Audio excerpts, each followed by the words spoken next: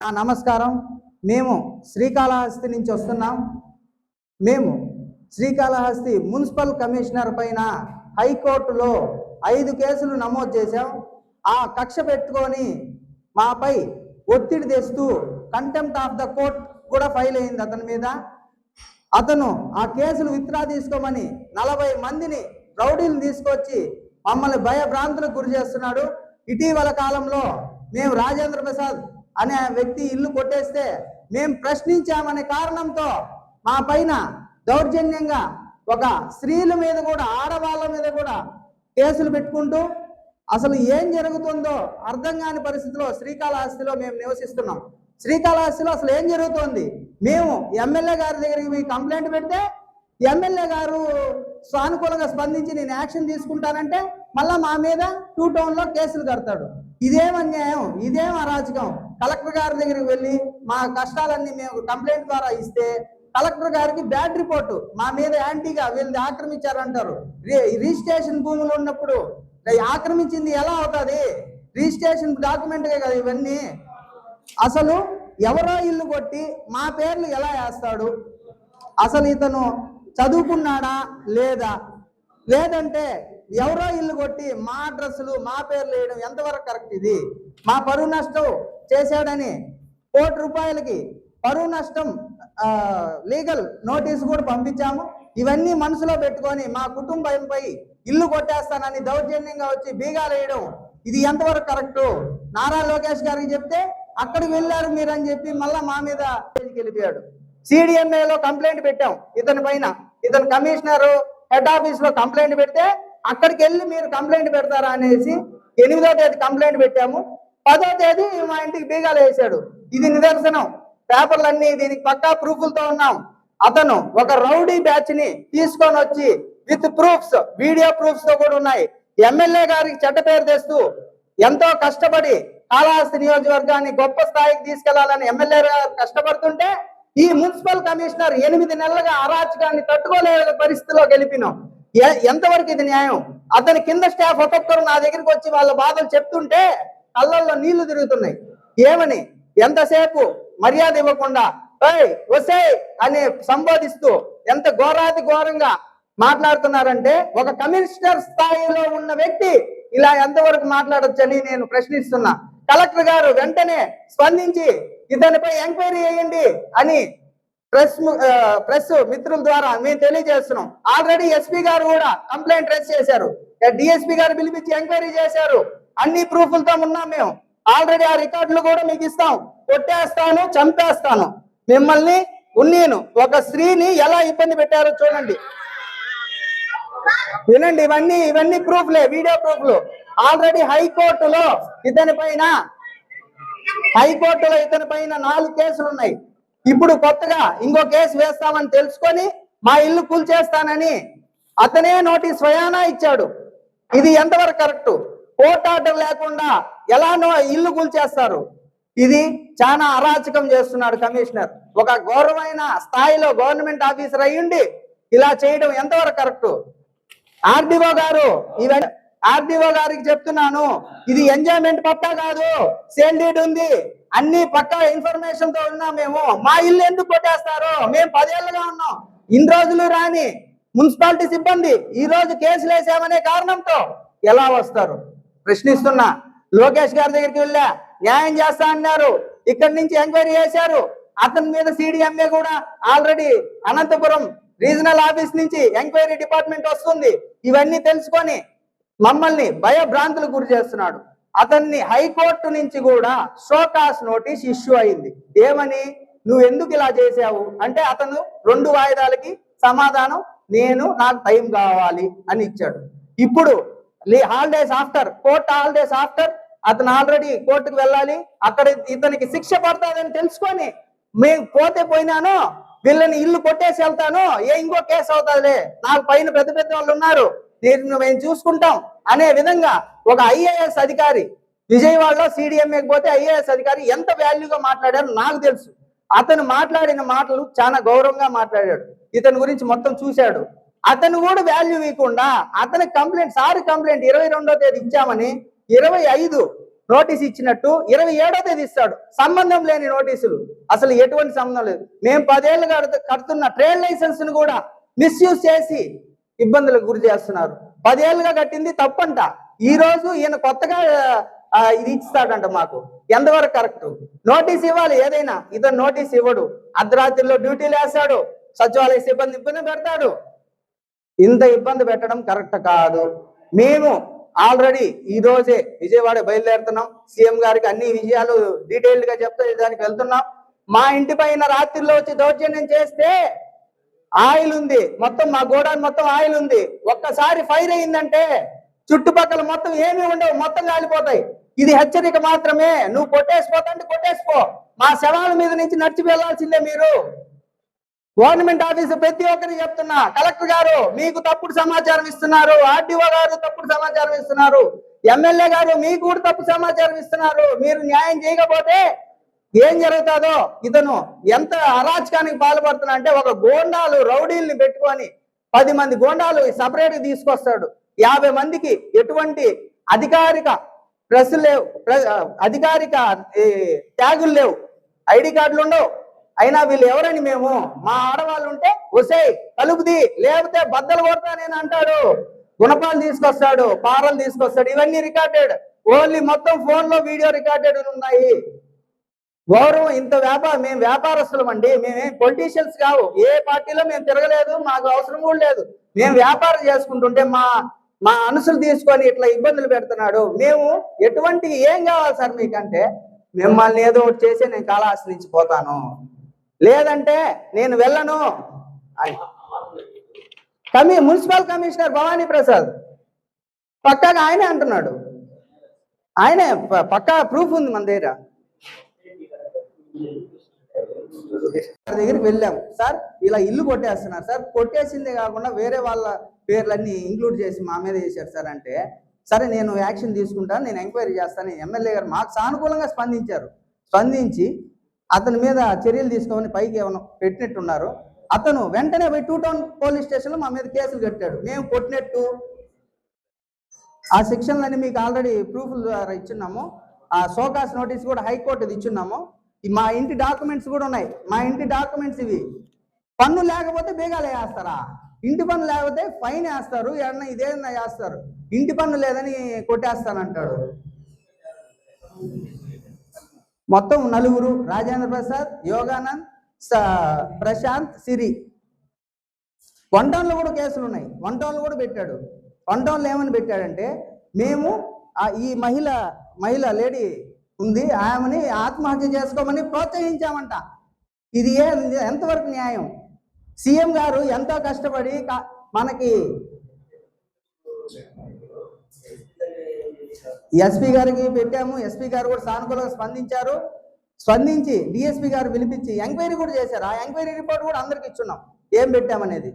Already ఆయన కూడా action తీసుకుంటానికి గట్టిగా ఉన్నారు. ఇతను క్రైమ్ మేము చెప్పాల్సిన అవసరం లేదు.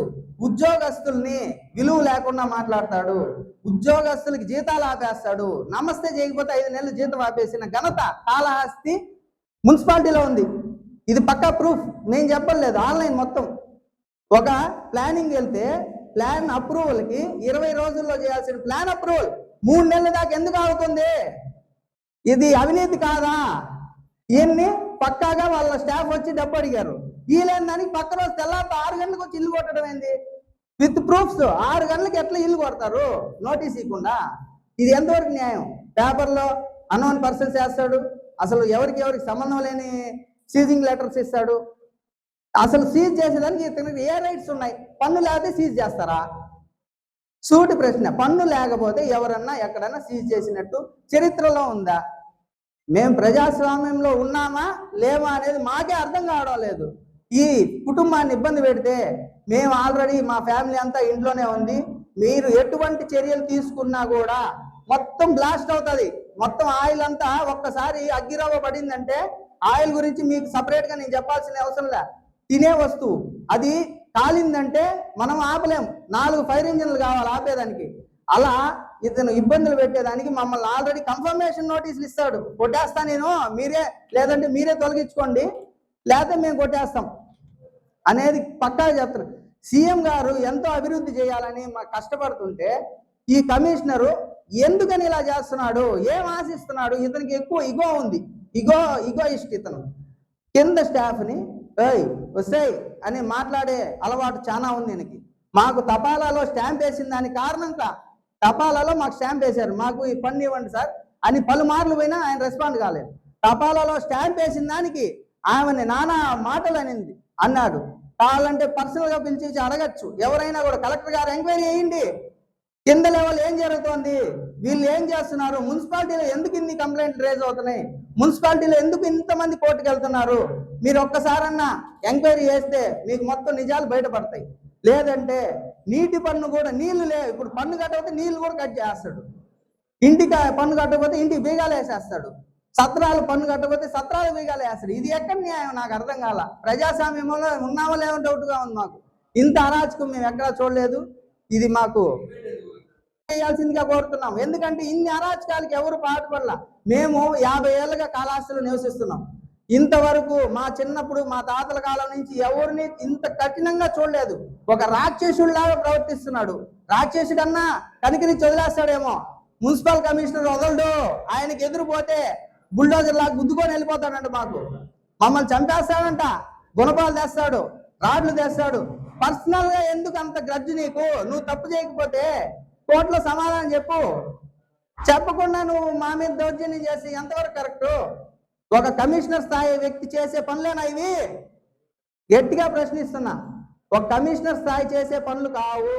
ఒక రౌడీలు గూండాలు చేసే వ్యక్తిగత ఈ కార్యక్రమాలు చేస్తున్నారు.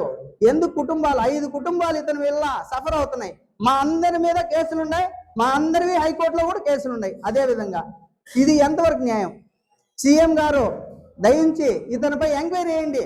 తప్పు అతనిదైతే అతన్ని సస్పెండ్ చేయండి, తప్పు మాదైతే మమ్మల్ని శిక్షించండి. మీరు ఏ శిక్ష చేస్తారన్నా మేము మీరు చెప్పిన ఆదేశాలకు మేము కట్టుబడి ఉంటాము. ఆల్రెడీ ఈరోజు విజయవాడ బయలుదేరుతున్నాం మీ అపాయింట్మెంట్ కోసం. మీరు ఎన్ని రోజులు అపాయింట్మెంట్ ఇస్తారో మేము ఆడగా కూర్చునేస్తాం. మా ఫ్యామిలీ మొత్తం వస్తున్నాము, ఆడనే కూర్చొని మీరు ఎప్పుడు ఇస్తారో మా బాధలన్నీ మీకు చెప్పుకోవాలి. మేము కలెక్టర్ గారికి కూడా పెట్టాము, ఎన్నోసార్లు పెట్టాం, రెస్పాన్స్ లేదు. ఇప్పుడు ఆర్డీఓ గారికి చెప్తే మీది ఎంజాయ్మెంట్ పట్టా అంటాడు. గవర్నమెంట్ డాక్యుమెంట్స్ ఏంటివి ఇవి? మీరు ఇచ్చిన డాక్యుమెంట్సే కదా. మేము లక్షల రూపాయలు పెట్టి మీకు పన్ను కడితేనే కదా మాకు రిజిస్ట్రేషన్ చేస్తారు. ఇది ఎంతవరకు కరెక్ట్ అండి? ప్రాణాలు తీయేస్తారు మమ్మల్ని గవర్నమెంట్ ఆఫీసర్లు. కమిషనర్ అయ్యండి ప్రాణం తీసేస్తాను అనేది ఎంతవరకు కరెక్ట్? రౌడీలు వేసుకొచ్చాడా లేదా అనేది పక్కా ప్రూఫ్ అందరికి ఇచ్చినా. మీకు పర్సనల్ వ్యక్తులను ఎందుకు తీసుకొస్తారు? వాళ్ళ మెడలో ఐడి కార్డులన్నా ఉన్నాయా? లేవు. లేకపోయేసరికి మీరు ఎందుకు ఇలా పాటుపడుతున్నారు? నేను సూటిగా అడుగుతున్నా. ఎమ్మెల్యే గారికి ఇది చెడ్డ పేరు తెస్తున్నాడు ఇతను. అతను ఏం ఆశించి చేస్తున్నాడో కమిషనరు నాకు అర్థం కావడం. ఇంత అరాచకం ఇన్ని రోజులుగా ఉన్న కమిషనర్లు ఎవరు చేయలేదు. ఈయనకి ఎక్కువ ఇంకొకటి ఉంది ఇక్కడ. అతను ఒక పర్సనల్ కారు పెట్టుకున్నాడు. అతను ఆ పర్సనల్ కారు వయా పిచాటూరు మీద ఎందుకు వెళ్తుంది? చిత్తూరుకి ఏమిటి రవాణా చేస్తున్నావు? దాంట్లో కమిషనర్ ఎందుకు వేసావు పర్సనల్ కారు? ఆల్రెడీ మీకు ఫోటోలు ఇచ్చున్నా. ఆ కారులో పర్సనల్గా ఏం వెళ్తుంది? రవాణా పోతుందా లేకపోతే ఇంకేమన్నా పోతుంది? హైవేలో పోవచ్చు కదా, చిత్తూరుకి పోదు. పిచాటూరు రూట్లో పోతుంది. భయ్యా పుత్తూరు మీద యాడికి వెళ్తుంది? నెలకు ఒక రోజు నీ కారు ఆడికి ఎందుకు పోతుంది? సునీల్ అనే వ్యక్తి ఎవరు? ఫోన్ నెంబర్ ఇవ్వమంటారా? ఫోన్ నెంబర్ ఉంది, అన్ని ప్రూఫ్లు ఉన్నాయి. అతని మీద ఎంక్వైరీ చేయండి. ఏసీబీ ఆల్రెడీ కంప్లైంట్ చేయాలి. మేము ఆల్రెడీ ఈ వీడియో ద్వారా ఏసీబీ వాళ్ళకు కూడా వెళ్తుందని ఆశిస్తున్నాను. కాబట్టి మా కుటుంబ సభ్యులతో మాకు కోర్టులో వేసిన వాళ్ళతో కూడా మీరు మాట్లాడచ్చు. వాళ్ళు ఒకసారి మాట్లాడతారు మీతో. 9th month pregnancy, labour pains లాగా ఉన్నాయని నేను రెస్ట్ తీసుకుంటా ఉన్నాను. నాకు తోడుగా మా అత్తయ్య ఉన్నారు. వాళ్ళు కమిషనర్ 7:30కి అంతా వచ్చేసారు. అంతా ఒక 50 మెంబర్స్ వేసుకొని వచ్చారు. ఇంటి చుట్టూ మనుషులను పెట్టేసి పిలుస్తున్నారు. నేనేమో రాలేని పరిస్థితి. అట్లే బలవంతంగా వెళ్తే వాళ్ళు గేటు తీసే, లేదంటే బద్దలు కొడతాము మేము అని చెప్తారు. మేము సార్ నేను తీయలేను సార్, ఎవరు లేరు సార్, నాకు బాగలేదు సార్ అని ఇంట్లోకి వెళ్తే కరెంటు తీయేశారు. చాలా ఇబ్బంది పెట్టేశారు. మొత్తం ఫ్లెక్సీలు, ఇంట్లో ఉండే ఫ్లెక్సీలు కూడా తీసుకెళ్ళిపోయారు. దాంట్లోతో ఏం అవసరమో ఆయనకు తెలీదు. శ్రీధర్ అనే నేను నివాసం ఉంటూ పానీపూరి బండి పెట్టుకున్న స్థాయి నుంచి ఆయిల్ వ్యాపారం వరకు స్థాయికి ఎదిగితే హ్యాపీగా ఉన్న నా జీవితంలో ఒక కమిషనర్ మా జీవితాల్లో నా అల్లకల్లోలం చేసే పరిస్థితి శ్రీకాళహస్తిలో మున్సిపల్ కమిషన్ నా 40 సంవత్సరాల జీవితంలో ఇదే ఫస్ట్ టైం ఇలాంటి కమిషన్ని చూడటం. ఆఖరికి ఇతను ఎందుకు ఇతనికి ఇంత ప్రాబ్లం వచ్చిందో నాకు తెలియదు. మేము ఒక ఖాళీ జాగాని రెంట్కి తీసుకొని కట్టుకున్నాం. ఆ రెంట్కి తీసుకున్న ఖాళీ జాగాని తీసుకుంటే ఇతను రావడం ఒక పాపని బయట లాగేసి 3 గంటల టైంలో సామాన్లు చల్లా చెదురు వేసి బయట లాగేశాడు. సార్ ఆల్రెడీ మాకు రిజిస్ట్రేషన్ డాక్యుమెంట్ ఉండాలని చూపిస్తే అసలు మీకు అసలు దాన్ని చదివే స్థితిలో కూడా లేకుండా జేసీబీ తెచ్చి అర్ధాంతరంగా పాపను కొట్టి లాగేసి దాన్ని తోసేయడం జరిగింది. అది ఆల్రెడీ మేము కోర్టులో నుంచి నోటీస్ తెచ్చుకోవాల్సి వచ్చింది. ఎందుకు తెచ్చుకోవాల్సి వచ్చిందంటే ఫస్ట్ ఆయనది కొట్టేశారు. సార్ని అడిగితే ఏమంటా అంటే నాకు సంబంధం లేదు, మీరేం మాట్లాడాలన్నా నాకు పేపర్ ద్వారా రాసి పంపించండి అనేసి అన్నాడు. దీని గురించి అయితే మాట్లాడదండి, వెళ్ళిపోండి అనేసి అన్నాడు. మళ్ళీ ఏమన్నా అడిగితే మాకేం సంబంధం లేదు, మీరు చూసుకోండి, మీరు కోర్టులో చూసుకోండి అంటాడు. కోర్టులో జడ్జి సార్ ముందు అడిగా నేను, సార్ ఒక సర్వే నెంబర్ ఎత్తుకొని పోతే ఆ సర్వే నెంబర్ ఎవరెవరు ఓనర్లు ఉన్నారంటే చెప్తారు కదా సార్. ఏ నెట్ సెంటర్లో అయినా కూడా ఒక కమిషనర్ లెవెల్లో ఉండుకొని వేరే పేరు ఎలా రాస్తాడు సార్ అంటే నేను ఇవ్వనే లేదన్నాడు. సరే ప్రెస్ నోట్ చూపిస్తే అది నాకు సంబంధం లేదు, ప్రెస్ నోట్ పైన కేసు వేసుకోండి అనేసి అంటాడు. ప్రెస్ నోట్ పైన కేసు వేసుకోండి అంటాడు ఆయన. ఏం చెప్పాలి దానికి? సరే ఇది కాదు, మీరు ఆర్టీఐ ద్వారా మాకు 3వ తేదీ నుంచి 6వ తేదీ వరకు ఒక ప్రెస్ నోట్లు ఏమేమి రిలీజ్ చేశారో చెప్పండి సార్ అంటే దానికి ఏమని ఇచ్చా అంటే అది చాలా సీక్రెట్, అది ఇవ్వకూడదు అన్నాడు. సీక్రెట్ అయినప్పుడు ఎందుకు ప్రెస్ నోట్లు వదులుతావు నువ్వు? మేము అడిగి నేను ప్రెస్ నోట్ ఏమి ఇచ్చావు నాకు అది ఏంటి సార్ అన్నాం. మేము 3వ తేదీ నుంచి 6వ తేదీ వరకు 3 ప్రెస్ నోట్లు ఏమి ఇచ్చారు మీరు, ఆ ప్రెస్ నోట్ మాకు ఒక కాపీ ఏంటి సార్ అనేసి అన్నాం. అది సీక్రెట్ అంటే సీక్రెట్ అయినప్పుడు ప్రెస్ నోట్ ఎందుకు ఇస్తాడు అతను?